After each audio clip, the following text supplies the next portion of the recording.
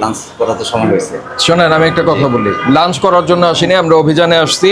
আপনার এখানে ফুড তৈরি হয়, এখানে এটা রাখা যাবে না। পরে এটা দিয়ে তেলাপোকা ঢুকে এটা খাবে, সকালবেলা মানুষকে খাওয়াবেন। আপনি খাইলে কোনো অসুবিধা নাই, কিন্তু যখন আপনি অর্থের বিনিময়ে কাউকে খাওয়াবেন তখন অসুবিধা আছে। এই কি অবস্থা আপনাদের? ওয়ালাইকুম আসসালাম, ভালো আছেন? উপরে কি যাচ্ছে? উপরে কি আপনার কিচেন কোথায়? আচ্ছা আসেন আমরা একটু কিচেনটা দেখি। কিচেন কোথায় আপনাদের? রান্না বান্না কোথায় করেন? আচ্ছা একটু দেখি প্লিজ।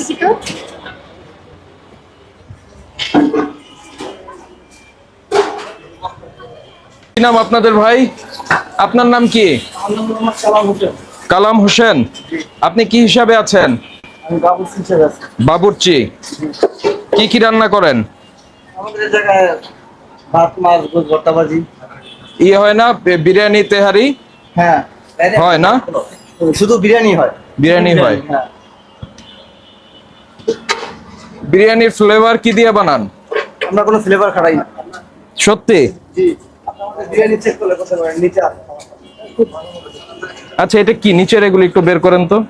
হ্যাঁ এটা হচ্ছে হলো সিদ্ধ মরিচ। ওকে। এটা হচ্ছে ডিম। ডিমের পেছনে ডিমের খাঁচিটা এটা একটু হাতের থেকে রাখেন। হাতে রেখে এটা খাঁচিটা একটু, ডিমের খাঁচিটা একটু বের করেন। এই আমাদের কে আছে? কি অবস্থা এটার? ফিশ। সব একসঙ্গে ওটা ছবি নেন দেখি। ওই যে পেছনের গুলি বের করেন একটু। হ্যাঁ এগুলি একটু বের করেন, রাখেন আস্তে আস্তে বের করেন। এগুলি কি? এটা হচ্ছে হলো আপনার বড় এলাচ। বড় এলাচ। জি। জিলাপি বানান নাকি? না। জিলাপি বানান না। এখানে এই যে ওই যে ওই ওই ওই ওই ফ্লেভারটা বের করেন। এই যে ফ্লেভার, ওই যে ফ্লেভার। হ্যাঁ হ্যাঁ আনেন আনেন আনেন, এখানে আনেন, রাখেন। এটাও আনেন। এটা কি? রাখেন। তারপরে যে এটা আনেন এখানে, এটা কি? এটা হচ্ছে হলো খাবার সোডা। আনেন আনেন। খাবার সোডার এই অবস্থা কেন এরকম? এটা এটা কি একটা রাখার জায়গা হইলো? এটা আনেন, এটা সামনে আনেন। হ্যাঁ আর কি আছে? ওই যে ওইটা, ওইটা কি? সাদাটা কি? ওই যে সোজা দেখতে পাচ্ছি। হ্যাঁ এটা কি বলেন?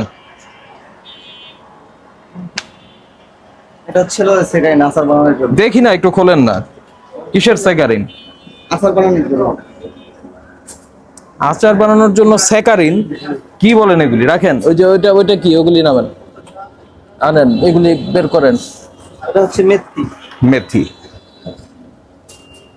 এই যে এটা, এটা বের করেন। দেখেন আপনি তো বলছেন ফ্লেভার নাই, আমরা তো পেলাম।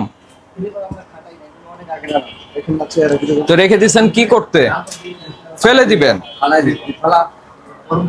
ওইটা, ওইটা ফ্লেভার না, ওইটা বোধহয় ইয়ে আপনার সয়া সস।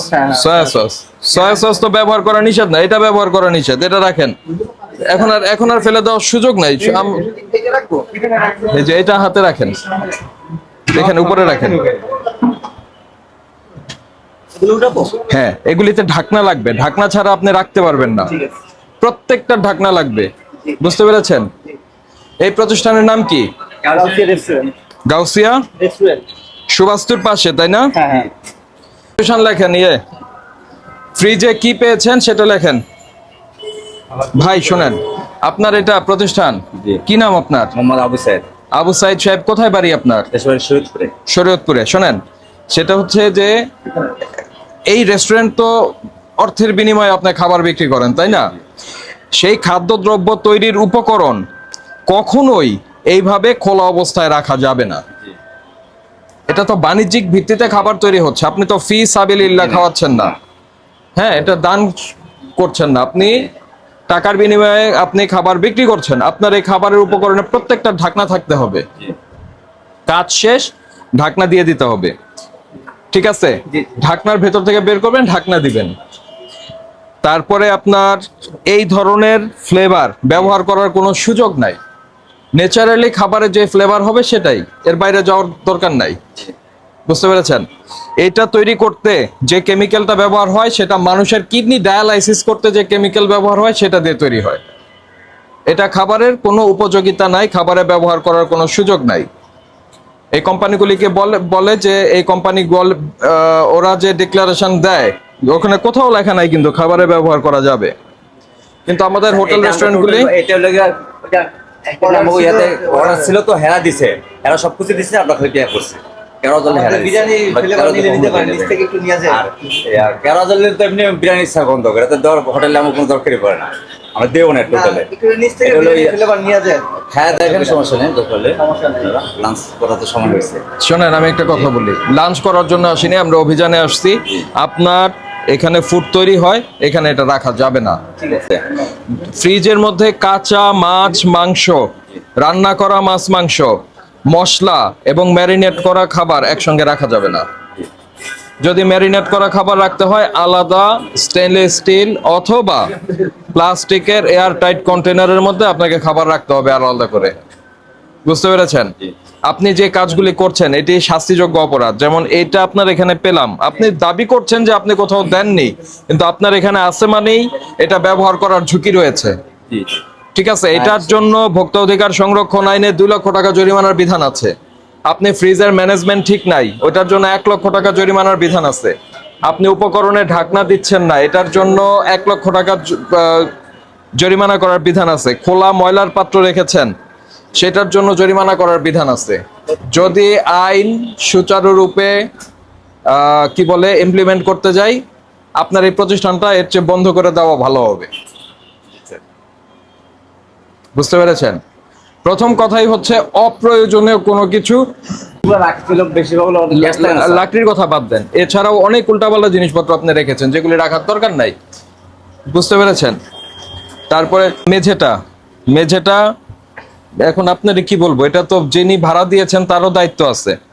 এটা পরিষ্কার করে দিতে হবে যাতে ইজি টু ক্লিন, মানে যাতে খুব দ্রুত এটা পরিচ্ছন্ন করা যায়, এইরকম ফ্লোর থাকতে হয়। এখন এটার মধ্যে ময়লা পড়লে এটা আপনি কিভাবে পরিষ্কার করবেন? এটা তো পরিষ্কার করার কোনো সুযোগই নাই, শুধু ঝাড়ু দিতে পারবেন। আসলে সপ্তাহে একদিন ধুই। এটা ধোন আপনারা? হ্যাঁ, সপ্তাহে একদিন, প্রতি সোমবারে ধোয়া হয়। তারপরে ওই যে লাকড়ি বাকড়ির কারণে স্যার বেশি মনে হয় যে লাকড়ির কারণে ইদানিং স্যার অনেক গ্যাসের খুব ডিস্টার্ব সব জায়গায়, এটা আমাদের না, এটা বাংলাদেশে গ্যাসের শীতের সময় এমনিতে গ্যাসের চাপ একটু কম থাকবে। এই যে এটা ঢাকনা নাই, দেখেন ঢাকনা নাই। এখন কি হবে ঘটনা জানেন? আপনারা এটা চলে গেছেন, এরপরে এটা দিয়ে তেলাপোকা ঢুকে এটা খাবে, সকালবেলা মানুষকে খাওয়াবেন। বুঝতে পেরেছেন? খাই স্যার এগুলো। ভাই ওই যে বললাম যে আপনি খাইলে কোনো অসুবিধা নাই, কিন্তু যখন আপনি অর্থের বিনিময়ে কাউকে খাওয়াবেন তখন অসুবিধা আছে। তখন আপনাকে অবশ্যই সেটি মেনটেন করতে হবে। এই যে এরকম খোলা রাখার কোনো সুযোগ নাই। আপনি ঢাকনাগুলো সব বাইর করে দিলে লাগাবেন। দেখেন এটা কতদিন পরিষ্কার করেন না, আমার বলেন তো। করাত এখানে থাকার কোনো দরকার আছে? কড়া দিয়ে স্যার মোটা লাকড়ি আসে তো, ওগুলো কাটা লাগে। এখন তো ওখানে রাখবেন কেন? খাবারের সঙ্গে করাত থাকবে কেন? স্যার এমনি রাখলে দেখা যায় কাজের ভিতরে আনা জায়গা, এই জন্য স্যার সেপে রাখছে আর কি। এই যে স্তর পড়ে গেছে ময়লা। না, খুবই দুঃখজনক। ঠিক আছে, আমরা আপনাকে আজকে সতর্কতামূলক 30,000 টাকা ফাইন করছি, জরিমানা পরিশোধ করেন। আর ভবিষ্যতে এই জিনিসগুলি যাতে না ঘটে এটা এমন ভাবে ক্লিন করবেন, বাড়িওয়ালার সঙ্গে কথা বলবেন। টাইলস করে নিলে সবচেয়ে ভালো হয়, তবে টাইলস আবার সমস্যা আছে, একটু রিস্ক আছে। ওই যেগুলি আপনার একটু রাফ সারফেসের যে টাইলসগুলি পরিষ্কার করা যাবে কিন্তু পা স্লিপ করবে না, সেগুলি করতে পারেন। অথবা আপনি যেই গর্ত টর্ত টুকটাক আছে সেগুলির উপরে সিমেন্ট করে দিতে বলবেন যাতে পরিষ্কার করা যায়। দিন শেষে দায়িত্ব আপনার উপরে, কারণ আপনি এখানটায় খাবার তৈরি করে বিক্রি করছেন। জি। বুঝতে পেরেছেন?